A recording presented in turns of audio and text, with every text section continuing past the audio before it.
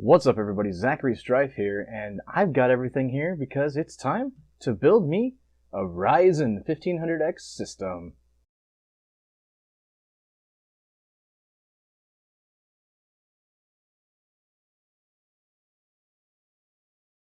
Yeah, that's right, it is time to do a complete system build for the first time ever on this channel.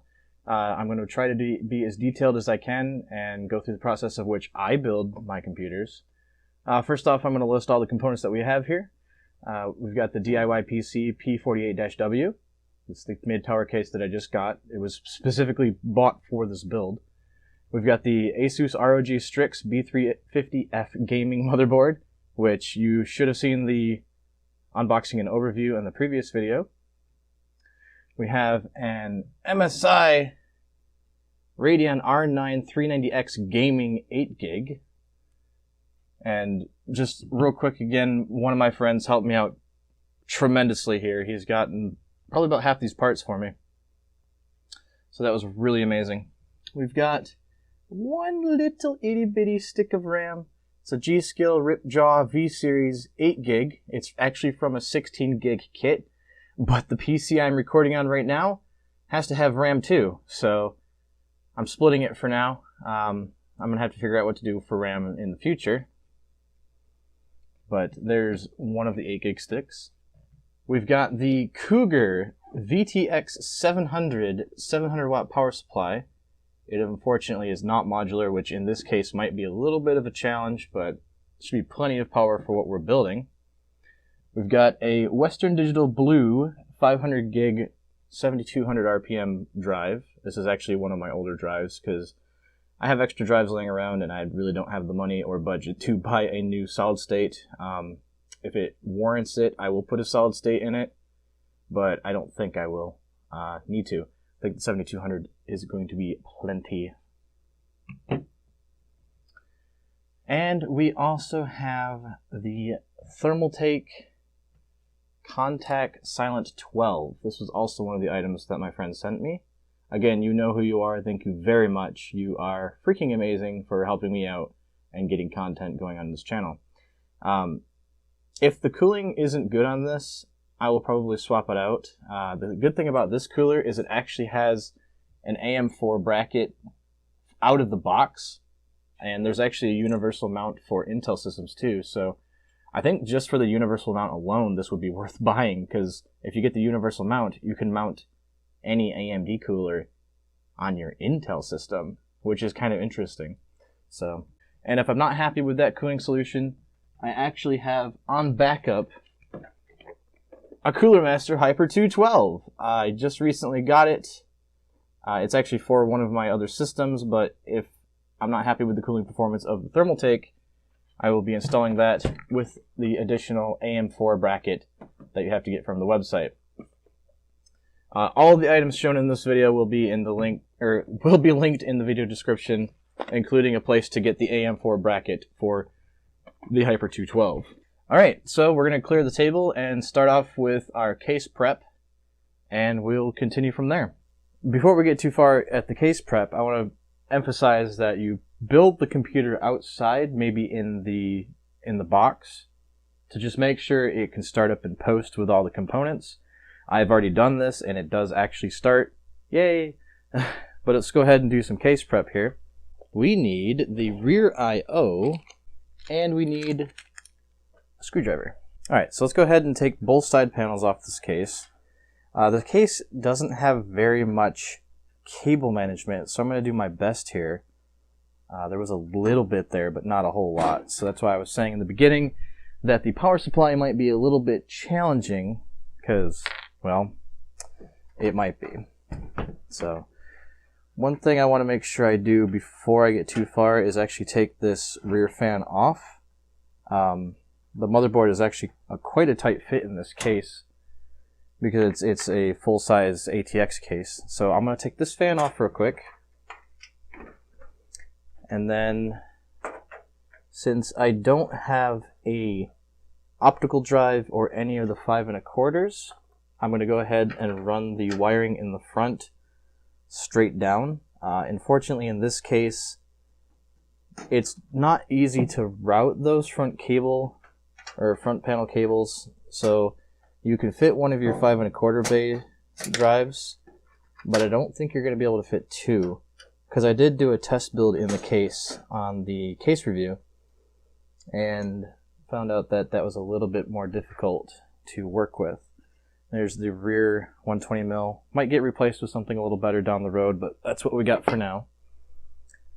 I'm going to go ahead and remove the hardware. And then the other side, which I already removed the screws. I'm paying attention. So for the case prep, we want to also put in the rest of the motherboard standoffs. So this motherboard actually has 3 additional ones at the very ends here. So we will be putting the standoffs in for those. And let's do the wiring before I get too far ahead of myself here. So I'm just gonna route the wiring straight down and to the side, because it looks like my cable management zone is this area right here. So it's not a whole lot to work with, but it is hopefully enough to where this doesn't look like a giant spaghetti monster. And if things are too long, I will be cutting, so you guys don't have to get bored with all the extra stuff. And I don't have a 5 1/4 here to put in. I'm just going to be installing the OS with the USB boot. So everything's going to go straight down and out of the way. Let's go ahead and get our rear I/O installed. Please make sure to always install this first before anything else, because yeah, if you forget when you're putting that motherboard in, well, you're going to have to back up a bit. Again, look at that. That is a really nice rear I/O. I mean, it's really simple, but like, it's got a cushion there so you can push right into it. It doesn't have the annoying little prongs that come off of it. Very nice. Like that quite a bit. So just put in the rear I/O, you just kind of place it there and push it in until it pops. There's the pops. That's what we're looking for. Alright, now that's in there. So our rear I/O is in and secure. We need to install the 3 extra hard drive motherboard standoffs. So let's just go ahead and hand tighten those on. Some people will actually use a pair of pliers or something and actually like really tighten those down, but you really don't need to.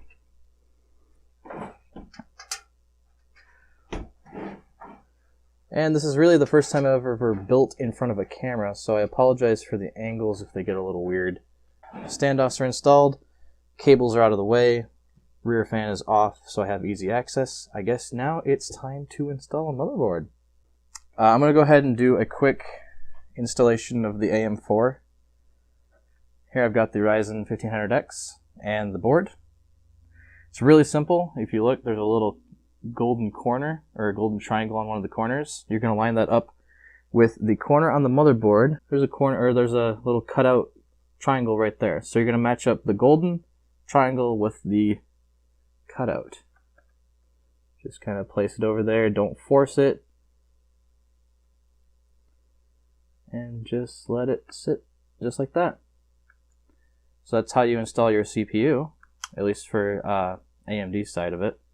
Just do not force it in. You just let it slide around until it just pops right in there. There should be no effort at all when you line up those corners. So that's what you're looking for. You're looking for the little triangle on the socket and the little triangle on the CPU. Just match those and it should pop right in. Go ahead and slide it in carefully. Now, because of the way that this case is, I'm going to go ahead and actually plug in the front panel connectors right now, because all these connections are very close to the bottom of the case, or front panel connections. Sorry, there's going to be a lot of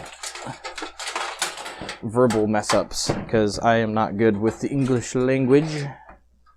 And we're even going to get this front fan connected as well, just to keep everything simple. So our 3.0 is actually going to be plugged in on this side of the board, so we're going to go ahead and plug it in right now. Get that out of the way. We have two USB 2s. We're going to plug those in way down here. Make sure you check it or keep an eye on the pin layout, because that's important to know where you're installing these. It's not easy to mess up, but you can if you try to force things. Really, it's as simple as lining it up and just gently pushing things together. Front panel audio, it's a little bit further away, so I'm going to have to split the wire a little bit. Again, make sure you line up the connector to the pins, and you just plug it in. Really simple stuff, guys. And then we have our case fan headers here, so we'll go ahead and just plug that in right now. Make sure you line it up with the pin back there. And the fun part, the switch, lights, and all that good stuff. This is always fun to figure out. Let's see, power LED. Yes, you're going to see my head a lot right now. Right, power LED plus minus. It does give you the layout of the pins right on the board usually, so I can do this without going to the manual. But if you do get a little confused, the manual is a wonderful resource, and I highly recommend checking it out. I've built enough computers to know what I'm looking for, though. So, white wires are generally your negatives, so pay attention to that. Power switch should be the one right next to it. Yes, it is. This is always fun to figure out. Hard drive LEDs. Let's see. The ones right next to the power LEDs. And the layouts are always different depending on the motherboard. So you do have to look at the, like, it's usually labeled right under the pins. Sometimes it's not. Just pay attention to it when you're doing it. Reset switch. I wonder what the purpose of that is. Generally the layout will look like this. They're all right next to each other. You just got to figure out the orientation they need to be in. Alright, so all of our front panel stuff is plugged in. It's already starting to look like a spaghetti monster. No! And then we'll gently put this in, making sure we keep all the wires out of the way. And then we can actually line it up right away to the front or the rear I/O. And it should sit perfectly on the standoffs, which it did. The wires are not caught on anything. They're all kind of freely flowing right now. We will manage those a little better once I get to that point. We need motherboard screws. Motherboard screws are generally a little bit smaller. They have flat tops. We need how many? 9? I'm actually looking at getting a like a ProTech toolkit or something like that from iFixit. I really need to get a better kit because the one I have is not magnetic. So you're going to see me shoving my hands in here quite a bit.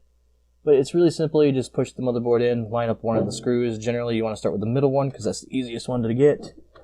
Once you get the middle one in, the rest of them should just kind of fall in there. And we'll fast forward through this part because we don't need to watch me installing 9 screws. Or we'll just fast forward it instead of skip it.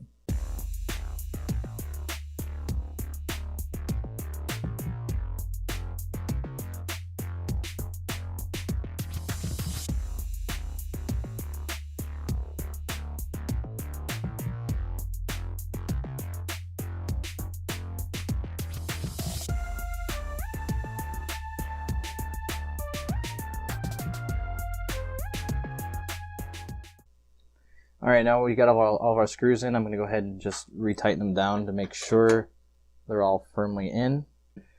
And now we've got our front panel USB, our front audio, USB 3.0 on the front, and one of our case fans plugged in already, and the CPU. So next we are going to install the air cooler. Alright, we're ready to install our air cooler now. We're using the Thermaltake Contact Silent 12, and if I don't like it, I'll probably swap it for the Hyper 212, but this should be more than enough, I believe. Again, this already has the AM4 layout ready to go out of the box, so all I gotta do is line it up and snap it down with the bracket that is their stock. So I've already cleaned off the contact point and the CPU with rubbing alcohol, and for this build I am using some Arctic MX4, which just fell off. Some Arctic MX4. Alright, I'll show you how much I put on. This nice little syringe here. And I put on about the size of a pea. And that's it. That's all I use right there. And that actually might be a little much more than I normally use. Generally, the amount that you put on, as long as it's, you know, not a whole lot, is not going to affect the performance too much. So let's get the, come on, let's get the plug undone there. So I'm going to have the fan blowing through the cooler towards the rear exhaust. So I'm going to have it in this orientation. And this is going to be a little interesting. Hopefully you guys can see it. But it's the old style AMD plugs, and those are always fun. Or old style AMD mounting, and that's always fun. Make sure before you mount that you plug that fan in. And we need to make sure it's on CPU fan 1, not CPU fan optional.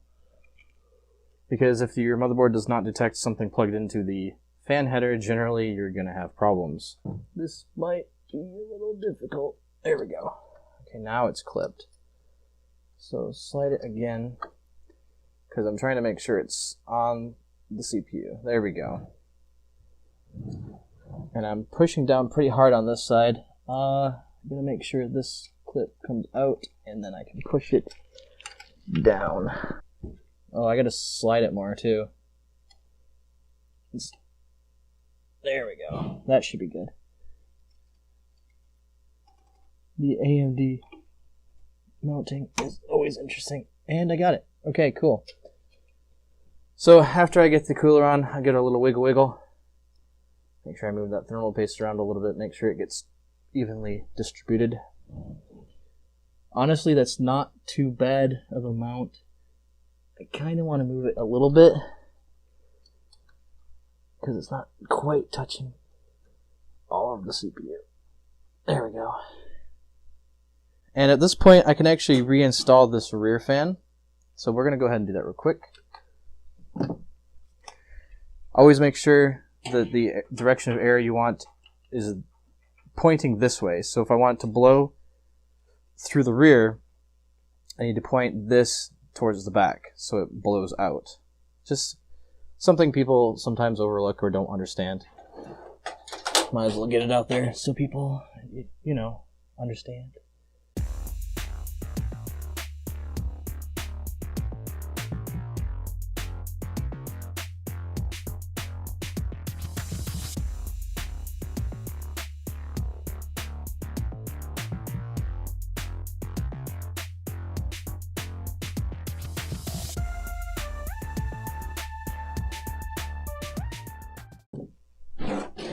Alright, we got that rear fan installed now, and we're going to go ahead and just plug it right into the fan header that's right here, not the pump header. This one has an all-in-one pump header. We do not want that one.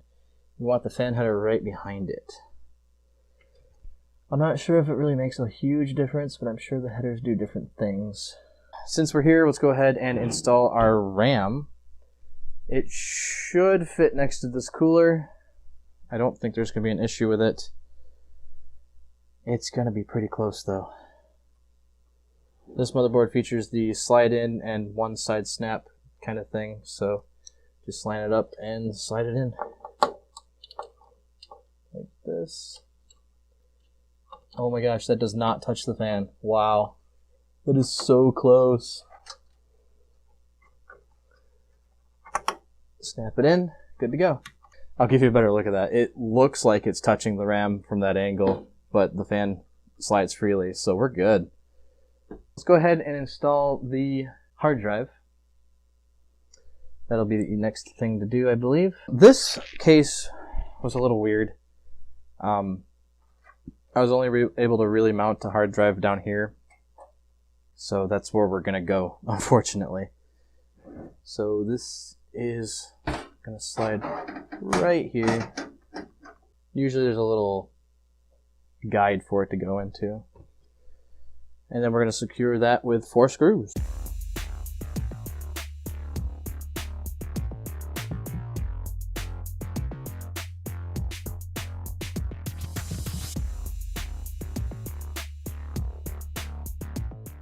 In this case, the mount only uses 3 screws, so that's interesting. Alright, now we need a SATA cable because we need to plug in that hard drive. So we'll get some new cables that we got from the new motherboard. And for this one, I'm going to use the 2 flat. They give you 1 flat and 190. Generally, if the hard drives were a little higher, I would use the 90, but since it's down this low, I'm going to have it point out and then curl back in. So the flats are going to be nice for that. We usually want to plug into SATA 1 on the motherboard. I believe that's the top one on the very bottom, which is really annoying because I should have thought of that before we got this far. So I'm actually picking up the front of the case and just going in, sliding between all of this junk, and snap. I need to pull this cable through. Case building is always interesting because you never know what you're going to run into. Especially like a really cheap case like this. It's just lots of stuff that could happen with it. Oh, real quick on the SATA ports, there is one side that has a little notch. You just line that up with the drive and the motherboard. Man, we're almost looking like we got a computer. Power supply is going to be next. I always do the GPU last so we can figure out our cable routing. Okay, this is going to be interesting because like I said in the beginning, this is not a modular power supply. This is a power supply that has all of the cables. So this is going to get kind of interesting. Okay, using the screws that came with the case again, pick up the 4 that are the bigger, bulkier ones that have the little like grippy part on the bottom of it. This is the part that gets interesting because I get 1 routing hole and only the bottom half of it actually fits through the case. The rest of the case is pushed against the motherboard, basically. So we need to put as many cables as we need on the outside of that, unfortunately. And the rest of it hopefully can be mounted through that hole. Okay, you just slide the power supply in and line it up with the holes. Very easy stuff there. And screw it in.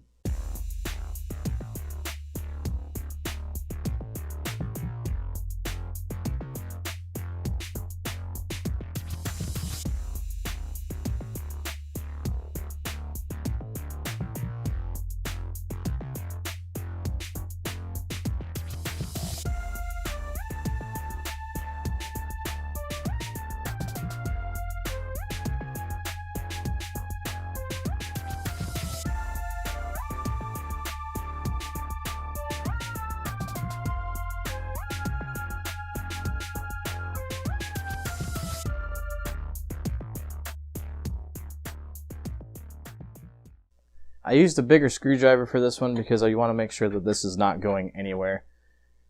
Also, depending on the orientation, you want to make sure the fan, or the fan has open air. And in this case it does, so we're good. Now the fun part is figuring out the mess.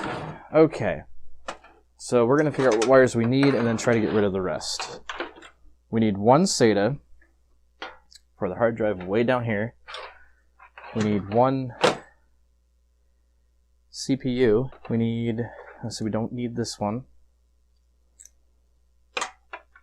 Don't need this one. We do need 1 of the PCI Express ones.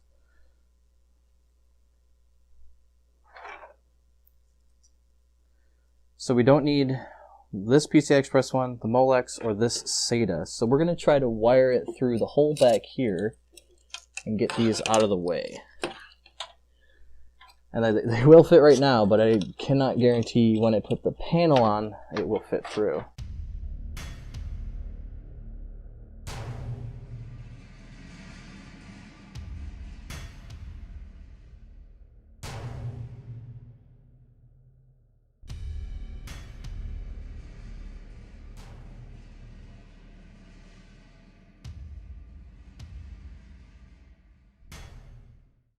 Alright, so now that we've wired those through the rear hole there, looks like I won't have a problem with clearance, which is good.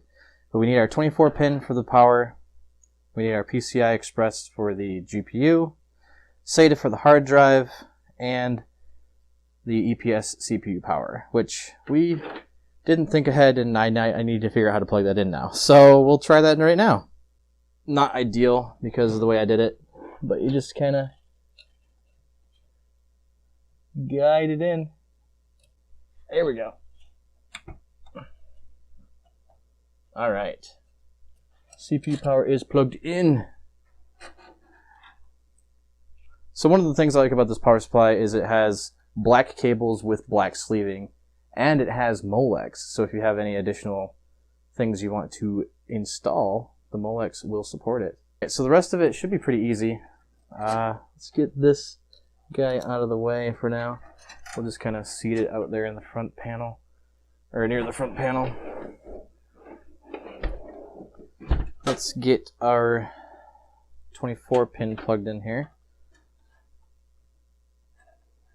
It's such a mess. Again, the 24 pin has an extra 4 pin. I don't know why they still have this separated. I don't know very many motherboards that are 20 pin anymore. But just for compatibility's sake, they probably just still separate it like that. But you just plug it into the giant connector down here and hope that that doesn't slide on you when you're plugging it in.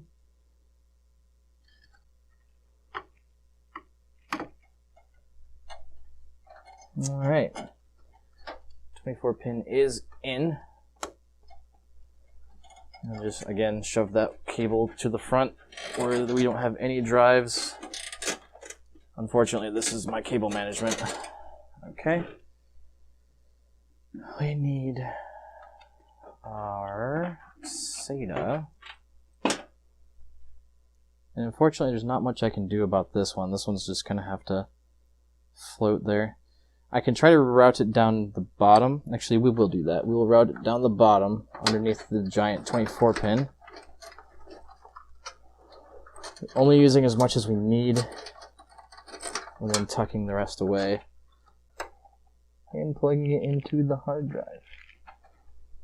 Alright, and then if we just kind of put this cable under that cable back there, this isn't going to be too bad. Right, now we get to install the GPU. This is the MSI 390X Gaming 8 gig. It is actually quite a big card. Before we throw that in, let's make sure our wiring is a little bit cleaned up. We're going to move our front panel and all this stuff. We're going to plug it through so it's nice and clean. And we're going to actually use one of the zip ties to zip all that together. Just pull it all through, make sure it doesn't have too much. There we go. And we just zip it together.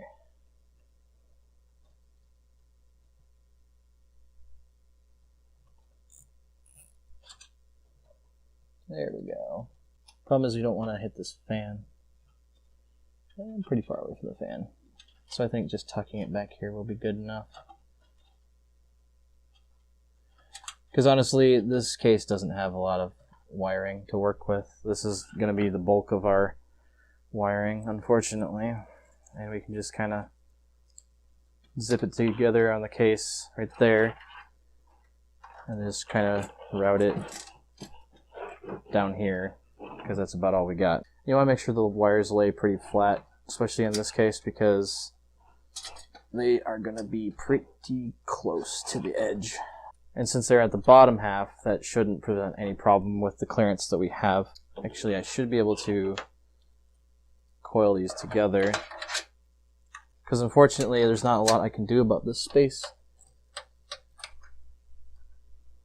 There's just nowhere to put it. It's a small case and it doesn't have a lot of room to put wires. I'm trying to get it all in one big clump.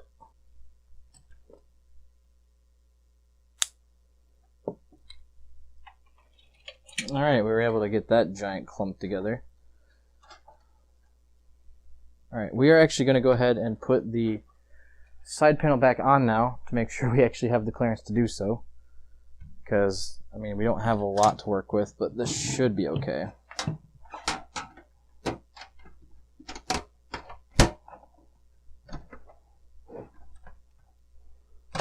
There's too much resistance. We're going to have to move it in there a little bit, sadly. Make sure all your cables are free. Push it together. In this case, we're going to have to force it a little bit. Oh, that is actually good. Okay. Put our thumb screws back in.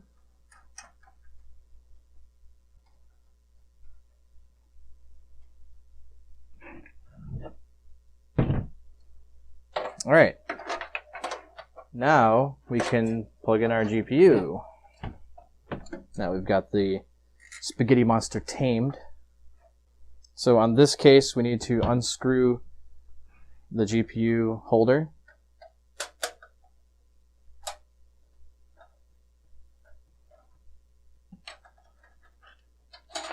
We got exactly one screw for that. Oh, we got two. Okay, good. Some GPUs need one, some need two. Again, this is the MSI 390X Gaming 8 gig. It's got a beautiful backplate. I love the etching on this thing. It looks really cool. All right, anyway, let's go ahead and put this in. And this card is huge, so I actually have to slide it in like this. It's going to be really awkward to get in here because it is so big. There we go. But the card does fit in the case. And again, you do what you gotta do to get things done. You just slide it in until it snaps.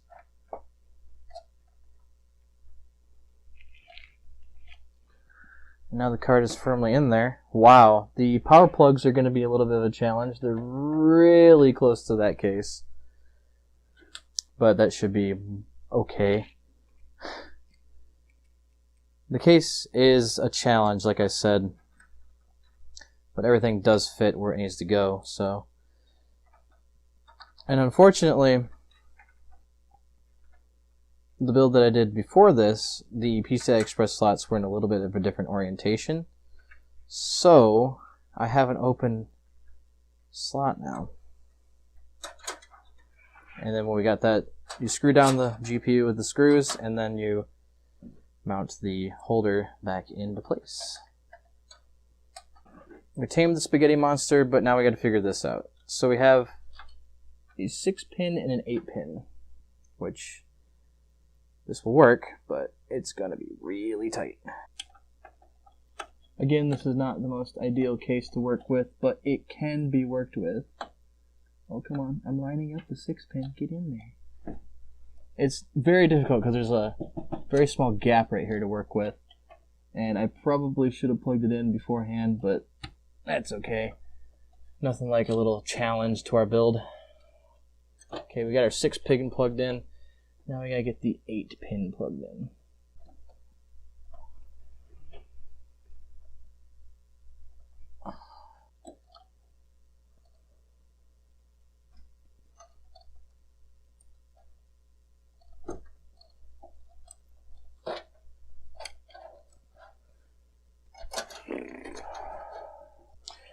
Alright, after quite a lot of fighting, I finally got this 8-pin in here.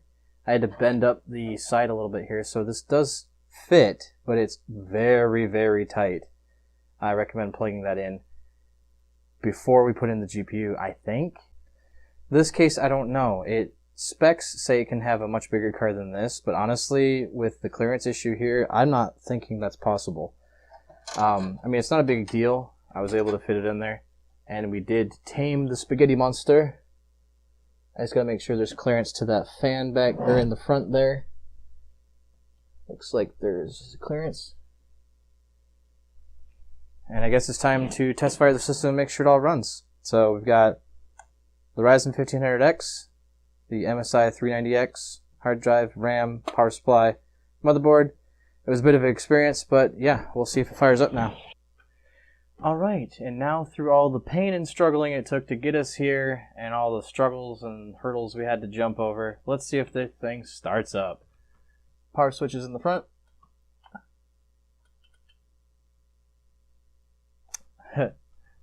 Helps if you switch on the power supply. Alright, let's see if she boots up. Oh, we got lights. Wow, that's really quiet. Do we have anything on the monitor? Oh, we got a green light. Republic of Gamers. Alright, looks like we got into the BIOS. That means that GPU, RAM, and CPU are definitely working. Yeah.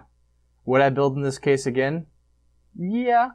Probably wouldn't have a GPU as big as this, though. This is a bit too big for the case. Though the case does support it. But yeah, that's the complete build for the Ryzen 1500X. I got to install Windows 10 on it and then start doing some testing for future videos. So if you guys like what you saw, don't forget to hit the like button. Consider subscribing if you're new. And if you want to help support me directly for more future builds like this or other projects to have fun with, please consider hitting the Patreon link down below. Throw a dollar my way or whatever, it doesn't matter. This is Zachary Strife signing out for Zach's Tech. This has been a really long day, and I really think it's going to be worth the effort that it took to get it this far. So, thank you guys for watching. Okay, thanks, bye.